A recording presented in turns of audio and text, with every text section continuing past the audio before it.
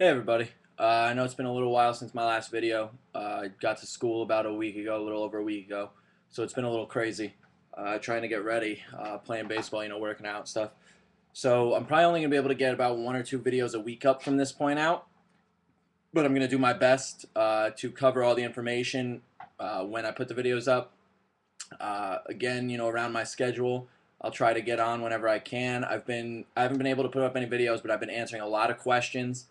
Um, if you ask the questions, obviously when you post the comment, I get it as an email. So I go on, I check it out, and I'll answer all your questions. This is going to be my week one start 'em or sit 'em. I'm not going to sit here and play a guessing game. I'm going to give you a few names. I'll probably give you about five startums, five sit-ems, maybe about one or two for each position. But then what you can do, post a comment, ask me, if you got two running backs and you say, Felix Jones, John Doe, and ask, which two out of the three you can start. Why. I'll give you the two I think you should start and reasons why. If you ask, I will respond. I will not let any comments go unanswered. But again, I'm not going to sit here and reel off 100 names for each because I can't guess who everybody's got on their roster. So again, ask me questions. Ask me who you think you should start or sit. I'll give you reasons. Obviously, it's up to you if you want to listen, but I will give you reasons. I'll give you who I think, and that's how we'll do this. Just as a starting and jumping off point, I'm going to throw a few out that I think, either start them or sit them. As far as quarterbacks, again, anybody can sit here and say Drew Brees, Packers got a good defense, but he's Drew Brees, start him. Like, I'm not going to do that. That's too easy.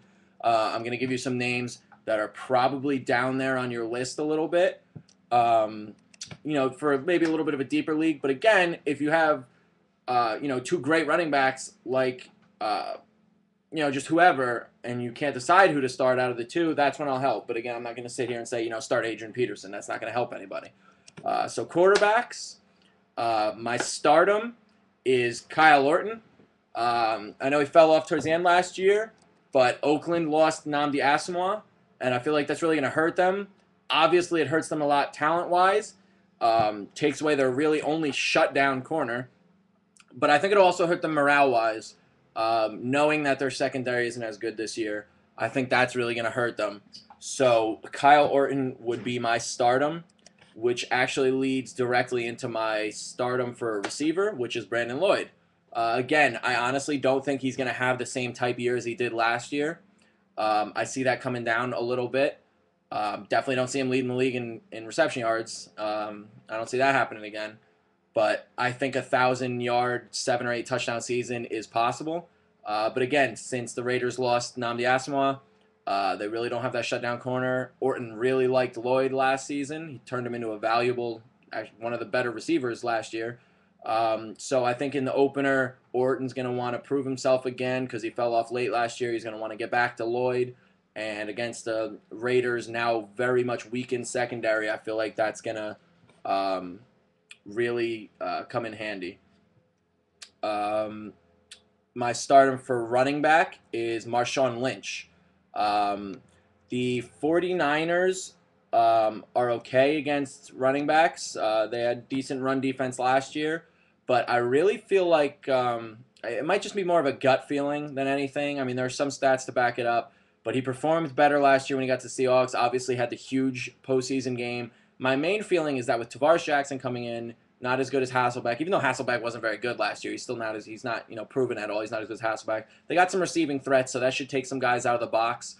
I feel like how good Marshawn Lynch did in the playoffs last year, or at least the game against the Saints, I feel like they're going to learn from that and try to run more, especially with Tavares Jackson as a quarterback. I think Tavares Jackson will be able to move the ball okay. I don't know if he'll be able to punch it in the end zone, but I feel like that's where Marshawn Lynch comes in. I feel like he might only have 60 yards, but I feel like this week against the 49ers, he's good for a touchdown or two. I could honestly see 50 to 60 yards and 2 touchdowns as an actual possibility for him this week. So look for that. I would say start Marshawn Lynch. Tight ends.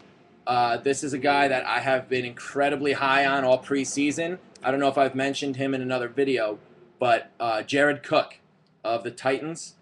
Definite stardom in my eyes. I really feel like Matt Hasselbeck's been raving about him. He's got freakish athletic ability. He's like a Jermichael Finley light. Um, Not as good as Jermichael Finley, but has those like freakish athletic abilities. A little too fast for linebackers, a little too big for safeties to cover. So he's mismatched whoever covers him. I really like him as an option, especially when you got Chris Johnson. I believe he should play this week. Bringing guys into the box. I really like what Jared Cook brings. Another stardom for tight ends, just because it's off the top of my head. A guy I really like this year. He had a very strong preseason, but I liked him even before that. And this is, again, for a deeper league. If you're only starting one tight end, chances are you're not going to have this guy starting.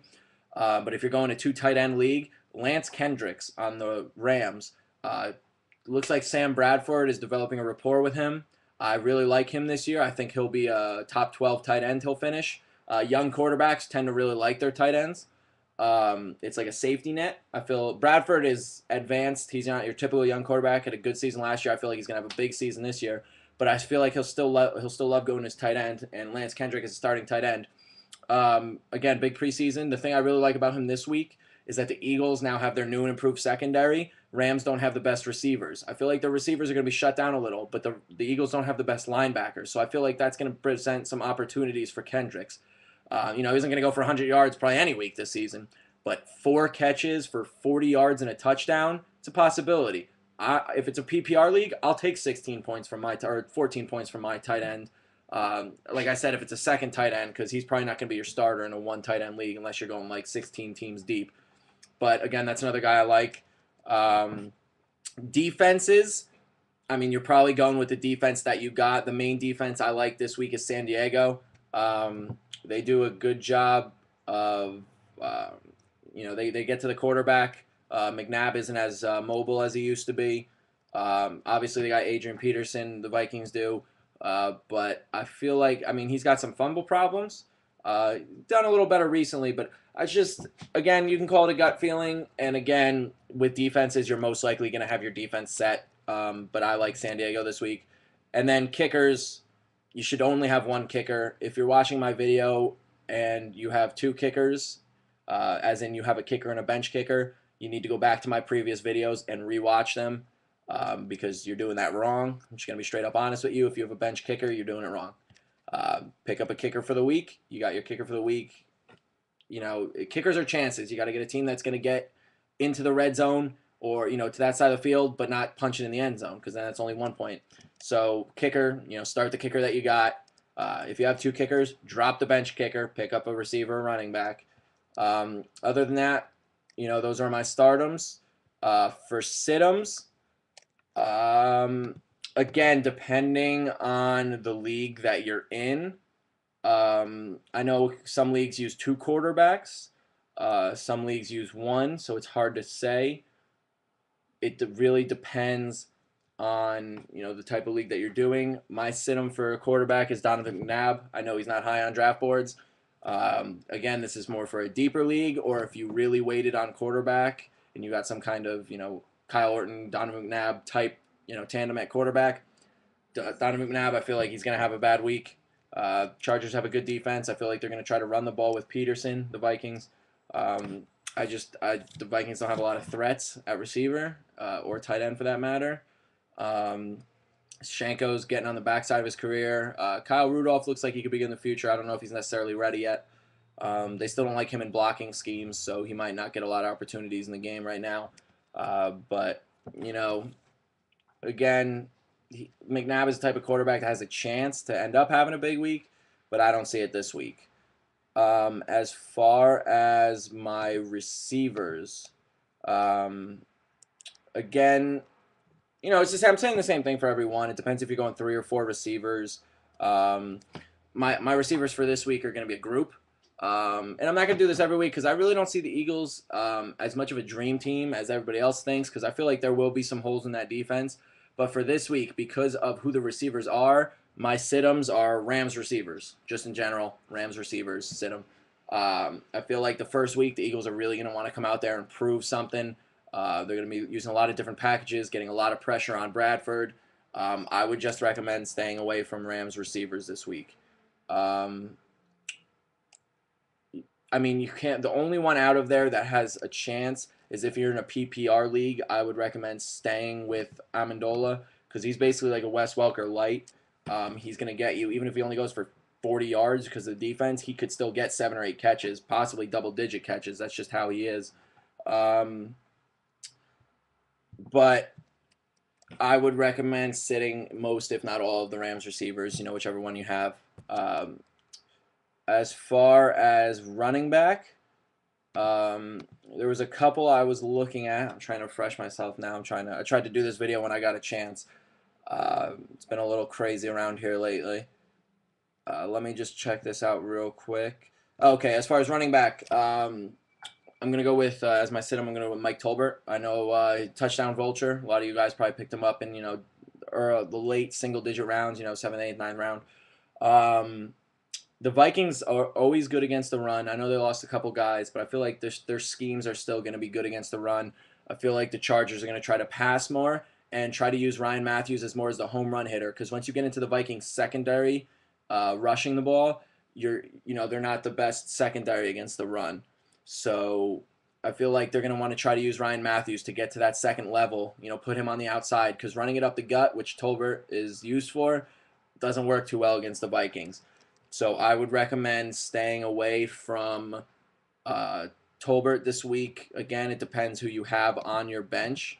Because if Tolbert's your second running back and your third running back is Daniel Thomas, stick with Tolbert because then you don't really have much of a choice.